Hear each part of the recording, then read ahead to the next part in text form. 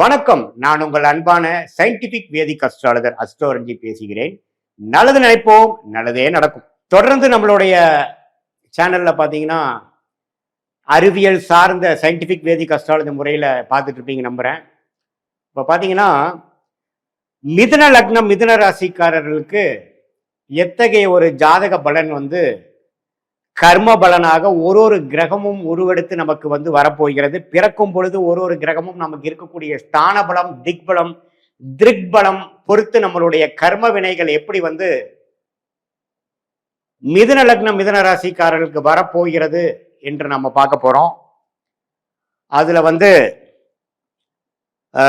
குறிப்பா சொல்ல வேணும்னா சயின்டிபிக் வேதிக் அஸ்ட்ராலஜி முறையில டிகிரி அடிப்படையில ஒரு கிரகம் இருக்கிறத வச்சு எந்த மாதிரி நம்ம பலனை எடுக்க முடியும்.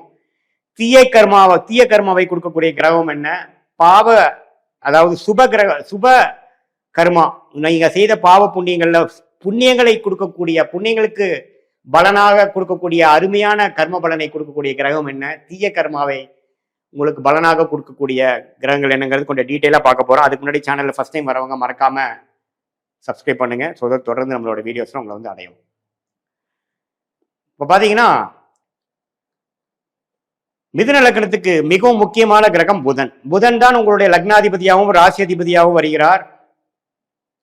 புதன் நல்ல இடத்துல ஆட்சி பலத்தோட உச்ச பலத்தோடு இருக்கும் பொழுது நல்ல பலன்களையும், 10ஆம் இடத்துல நீச்சமா இருந்தாலும் நீச்ச பங்கம் ஆகும் பொழுது நல்ல பலன்களை கொடுக்குது. எப்போ ஒரு செவ்வாயோட சேரும் பொழுது, ராகுவோட சேரும் பொழுது, சனியோட சேரும் பொழுதுதான் லக்னாதிபதி ராசி அதிபதி ஆகிய புதன் கெடுகிறார்.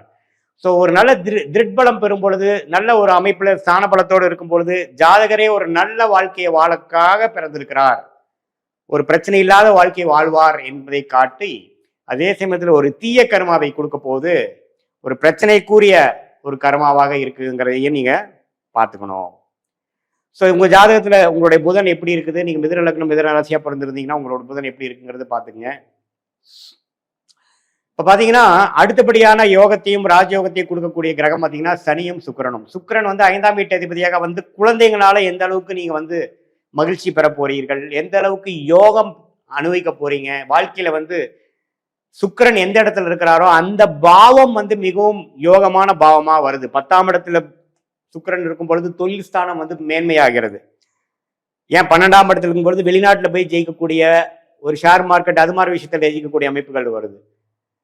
எந்த இடத்துல சுக்கிரன்கிற கிரகம் அருமையா இருக்கோ அந்த பாவத்தோட ஆதிபத்தியம் நமக்கு சாதகமாக செயல்பட போகிறது என்பதை நீங்க தெரிந்து கொள்ள வேண்டும். அதே சமயத்துல சனிங்கிற கிரகம் 8ஆம் வீட்டு அதிபதி 9ஆம் வீட்டு அதிபதியா வரதுனால உங்களுடைய பாக்கியங்கள், உங்களுடைய யோகங்கள் எல்லாத்தையும் கொடுக்கக்கூடிய ஒரு கிரகமாக சனி வருகிறார். சனி ஒரு திருட்பலம் பெற்று குரு பார்வை, சுக்கிரன் பார்வை, இது மாதிரி விஷயங்கள்லாம் பெறும் பொழுது உன்னமே திருட்பலம் பெற்று நல்ல ஒரு கர்ம பலனை கொடுக்கக்கூடிய அமைப்பு வருது. அதே சமயத்துல செவ்வாய் ராகுவோட சேரும் பொழுது பாவத்துவமான கர்மாவை நம்ம பெறுகிறோம்.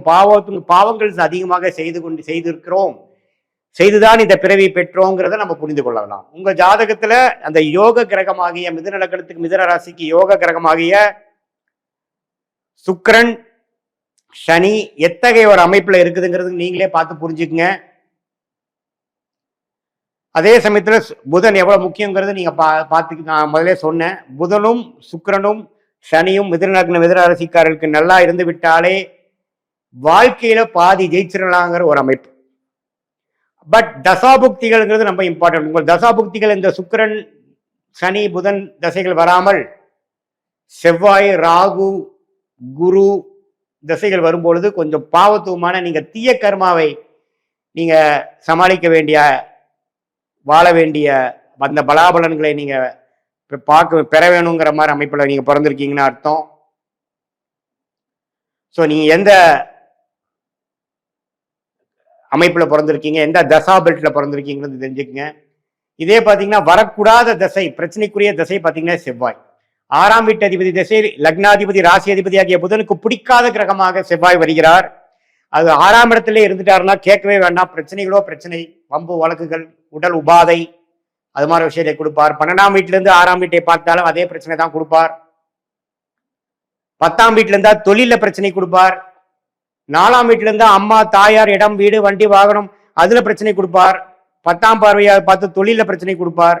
2ஆம் இடத்துல பார்த்தா குடும்பம், தனம், வாக்குஸ்தானத்துல பிரச்சனை கொடுப்பார். அது இருக்க வேண்டிய இடம் பார்த்தீங்கன்னா 6க்கு விரயமான 5ஆம் வீட்டில் இருக்கிறது இருந்து 11ஆம் வீட்டை கனெக்ட் ஆகிறது ஓரளவுக்கு பரவாயில்லை. மற்றபடி 8ஆம் வீட்டில் உச்சம் பெறுவதும் தப்பு. செவ்வாயோட தசை இல்லாமல் இருக்கிறது மிகவும் நன்று. அப்படி இருந்தாலும் ஒரு குரு பார்வை சுக்கிரனோட சேர்ந்து இருக்கிறப்போ அவ்வளவு தீய பலன்கள் இருக்காதுங்கிறது நம்ம தெரிஞ்சுக்கலாம்.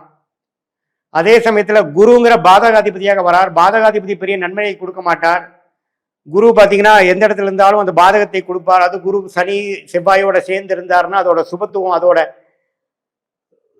சுபகிரகத்தின் தாக்கங்கள் குறைஞ்சு ஒரு பாவகிரகமாக மாறி அதோட நல்ல பலன்கள் சரியில்லாம போகும். ஆதிபத்திய விசேஷம் இல்லாத கிரகமாக 7க்கும் 10 குரு வருகிறார்.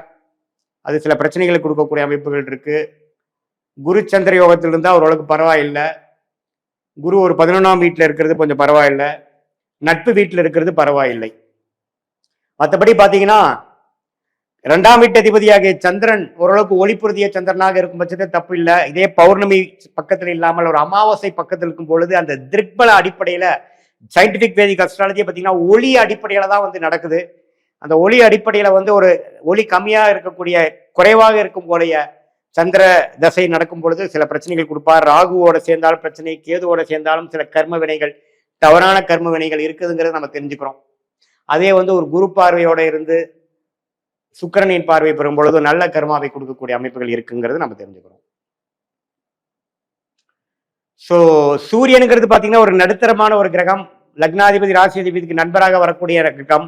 பெரிய பாதிப்பு இருக்காது. 11ஆம் இடத்துல உச்சம் பெற்று குரு பார்வை பெற்றால் அருமையான ஒரு வெற்றி. 10ஆம் இடத்துல திக்பலம் பெற்றால் தொழில் வெற்றி. 5ஆம் இடத்துல நீச்சம் ஆனால் மட்டும்தான் கொஞ்சம் தகப்பனார் பித்ருகாரகன் சில பிரச்சனைகளும் புத்திர விஷயத்திலையும் சில குளறுபாடுகள் வரக்கூடிய அமைப்புகள் உண்டு.